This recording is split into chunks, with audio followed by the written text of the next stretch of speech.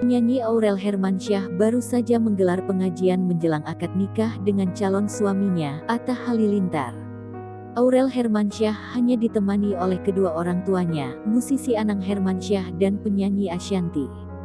Ibu kandung Aurel Hermansyah, Krisdayanti juga turut hadir di prosesi pengajian pernikahan anaknya. Aurel Hermansyah terlebih dahulu meminta maaf pada Krisdayanti karena menggelar pernikahan secara mendadak. Tak lupa, Aurel Hermansyah berterima kasih pada Krisdayanti yang mau hadir di pengajian pernikahannya. Dengan suara bergetar, Aurel Hermansyah mulai mengungkapkan perasaan pada Krisdayanti. Putri sulung Anang Hermansyah tersebut bersyukur lahir dari sosok diva seperti Krisdayanti. Pesan menyentuh Aurel Hermansyah membuat Krisdayanti berlinang air mata.